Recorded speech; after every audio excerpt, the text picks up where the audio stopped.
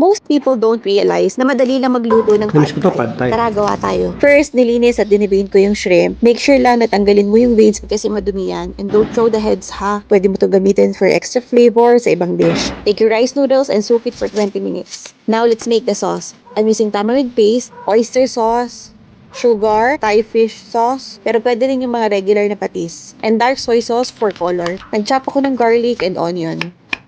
For the chicken, I'm using boneless thigh part. Mas juicy kasi siya kaysa sa breast part. Yung tofu, I cut into strips. Make sure na firm tofu yung gamitin nyo. Now, let's cook. In a pan, naglagay ako ng konting oil, then saute the garlic and onion until fragrant. Inad ko yung tofu, then dried alamang or dried shrimp. Next, nilagay ko yung shrimp and chicken. Cook the shrimp for about 2 minutes each side. Then, tinanggal ko muna siya para hindi ma-overcook. Tinabi ko yung ingredients sa isang side ng pan, then I crack 1 egg sa kabilang side. Fry for about 1 to 2 minutes, then mix together. Ilagay na natin yung soaked noodles and pour the sauce. Toss everything together until well combined. Nag-add ako ng onion leeks. Toge. Then, binalik ko yung shrimp.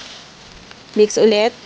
For extra kick, naglagay ako ng chili flakes. Ito yung niluto kong adobong mani last time. Dinurog ko lang kasi pang topping natin yan mamaya. Now for plating, serve your pad thai na plate. Nilagyan ko ng toge sa side, cilantro, crushed peanuts, extra chili flakes, and lime sa ibabaw. And that's it. Itag mo na yung kakilala mong mahilig sa pad thai.